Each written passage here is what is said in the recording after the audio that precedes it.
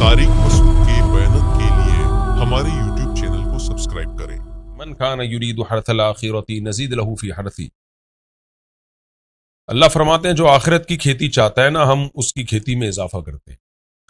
ये जो दावत है तौहीद की और कबीरा गुनाहों को छोड़ने की, ये सारी दावत ही आखिरत में कामयाबी के लिए तो इंसान क्या करता है, वो कहता है छोड़ो यार, आखिरत तो बाद में मिलेगी, अभी दुनिया के मज़े उड़ाओ, दुनिया की अय्याशी करो। तो अल्लाह ने एक उसूल बयान कर दिया, देखो जो दुनिया की खेती तलब करता है, क्योंकि जल्दी मिलती है ना, तो इसलिए लोग दुनिया को आखिरत पर तरजीह देते हैं। तो काफिर कभी, जैसे पिछले रुकू की आखिरी आयत थी ना कि रिस्क तो अल्लाह सबको देता है, तो इस पे फख्र मत करो कि दुनिया में किसको क्या रिस्क मिल रहा है, आखिरत को फोकस करो। फरमाया जो दुनिया आखिरत की खेती चाहता है, हम उसके लिए उसमें इजाफा करते हैं, थोड़ा अमल करोगे अजर बहुत बढ़ा के मिलेगा। वमन कान युरीदु हर्थ दुनिया, और जो दुनिया की खेती चाहता है, नूतिही मिनहा, तो हम उसमें से कुछ देते हैं, जितना वो चाहता है उतने नहीं मिलती किसी को। आखिरत में तो तुम जितनी चाहोगे उससे डबल करके 10 गुना बढ़ा के अल्लाह देगा, दुनिया में जितनी चाहते हो उतनी नहीं मिलेगी। मिनहा, ये मिन तबईज़ के लिए कुछ हिस्सा दे देंगे हम। और सूरह बनी इसराइल में उसमें भी अल्लाह ने 2 शर्तें लगा दी, मा नशाउ लिमन नुरीद, जिसको हम चाहेंगे, जितना हम चाहेंगे और जिसको हम चाहेंगे। तो आप कह सकते हैं दुनिया भी तो बहुत लोगों को बहुत मिलती है, तो भाई उनकी चाहत होती है कि और ज्यादा आ जाए, दुनिया में कभी भी पेट किसी का भरता नहीं है। फरमाया वमा लहू फिल आखिरति मिन नसीब, लेकिन ऐसे शख्स का आखिरत में कोई हिस्सा नहीं होगा जो चाहता है कि बस दुनिया के पीछे पड़ा रहता है, आखिरत की फिक्र ही नहीं करता। तो दुनिया मिल जाएगी, वो भी जितनी, उसमें से कुछ हिस्सा मिलेगा, और आखिरत में तो बिल्कुल महरूम हो जाएगा। अम लहुम शुरका उशरउ लहुम मिन दीन मा लम यअज़न बिहिल्लाह, अल्लाह फरमाते हैं क्या इनके कोई शुरका हैं। पिछले रुकू में था ना कि अल्लाह ने तुम्हारे लिए दीन मुतय्यन किया है, तो अल्लाह के अलावा किसी और के पास ये अथॉरिटी नहीं है कानून साजी की कि वो खुद कानून इंसानों के लिए बनाए। देखें, असम्बली में, किसी इस्लामी कंट्री की असम्बली में अगर कानून साजी होती है तो वो उन मामलात में होती है जिनमें शरीयत या तो खामोश है या उनका ताल्लुक मैनेजमेंट से, इंतज़ामी उमूर से। तो जैसे लाल बत्ती पे रुकना है, ग्रीन पे चलना है, जो लाल बत्ती पे ना रुके उसको सज़ा क्या मिलनी चाहिए, ताज़ीरात का पूरा एक बाब है। ये तमाम वो चीज़ें हैं जो किसी स्टेट को कंट्रोल करने के लिए होती हैं, तो इसमें तो इंसान कानून साजी कर सकता है, लेकिन असल कानून साजी का इख्तियार अल्लाह के पास है। लिहाजा अल्लाह ने किसी चीज़ में कानून साजी कर दी हो, कानून मुतय्यन कर दिया, तो फिर किसी को भी उसके खिलाफ जाने की इजाज़त नहीं है। ये बदतरीन शिर्क है कि आप किसी और को ये अथॉरिटी दें कि आप भी हलाल और हराम का फैसला, लीगल इलीगल का फैसला कर सकते हैं। इसी वजह से उलमा कहते हैं जहाँ जिस चीज़ को अल्लाह ने लीगल कर दिया है, वाज़े लफ्ज़ों में मुबाह कर दिया है, तो उसको हुकूमत हराम नहीं कर सकती, जिसको हराम कर दिया हुकूमत उसको हलाल नहीं कर सकती। ये किसी गवर्नमेंट को ये इख्तियार नहीं है। तो जो ये समझता है कि इख्तियारात हैं तो वो काफिर हो जाएगा, क्योंकि मुशरिकीन यही तो समझते थे, बुतों के पास भी इख्तियारात हैं। तो हलाल और हराम करने का इख्तियार भी सिर्फ और सिर्फ अल्लाह के पास है। तो ये मैं इसलिए बता रहा हूँ कि अगर ये जो होमोसेक्सुअलिटी का लॉ हमारे मुल्क में पास होने की बातें हो रही हैं, दुनिया में हो गया, ये पूरी दुनिया में भी लीगल हो जाए तो भी ये इलीगल ही रहेगा। इसको कोई मुफ्ती लीगल नहीं कह सकता, कोई आलिम लीगल नहीं कह सकता। तलाक का एक निज़ाम है इस्लाम का, अगर गवर्नमेंट उस निज़ाम के खिलाफ कानून साजी करती है तो वो कानून नाफिज नहीं होगा।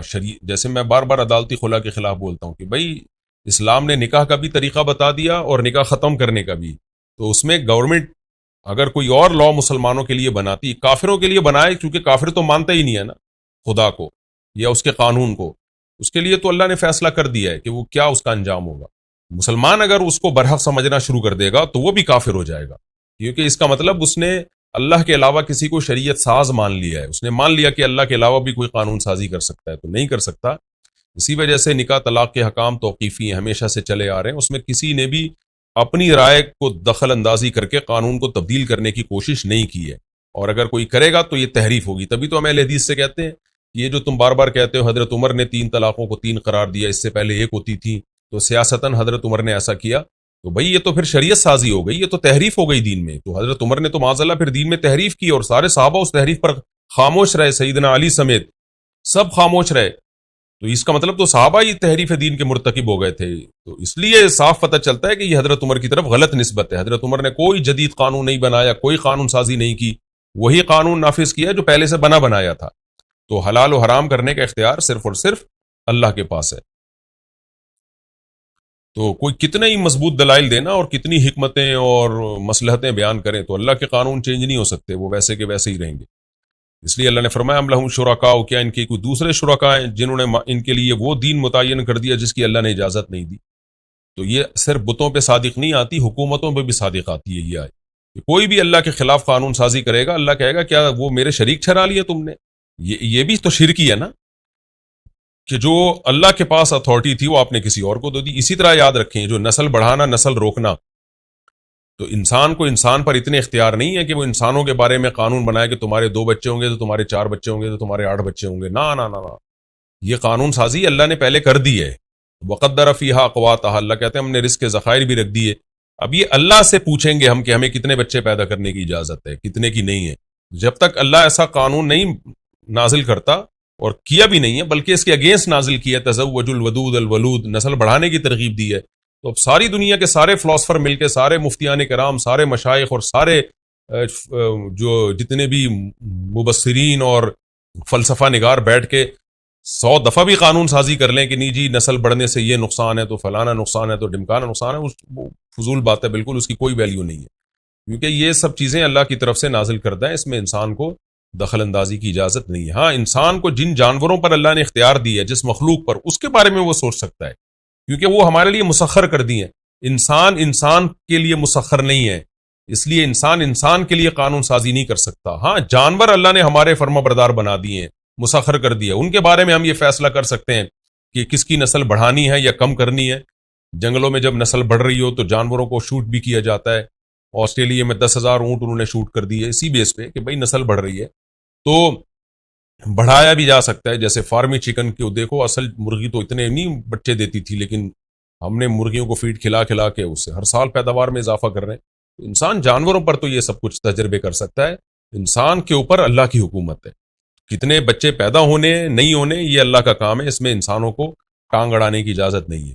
البتہ میاں بیوی کو اللہ نے اجازت دی ہے کہ اگر وہ کوئی صحت کا ایشو ہے تو وہ تو احادیث سے یہ بات ثابت ہے، تو نبی تو اللہ کے رسول ہیں نا، پیغمبر ہیں، تو احادیث سے یہ بات ثابت ہے کہ میاں بیوی کا پرسنل معاملہ ہے، ان کو اللہ نے اس کی پرمیشن دی ہے کہ اگر کسی صحت کا مسئلہ ہے تو وقتی طور پر نسل روکی جا سکتی ہے، یا کہیں سفر میں ہے، حمل ٹھہرنے میں بیوی کو نقصان کا اندیشہ ہے تو وہاں بھی وقتی طور پر نسل کو روکنے کی اجازت ہے.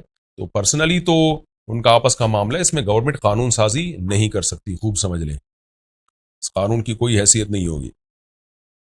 وقت بھی ہمارا مکمل ہو چکا ہے. میں انشاءاللہ پھر اگلے ایپیسوڈ میں اسی آیت سے دوبارہ شروع کروں گا.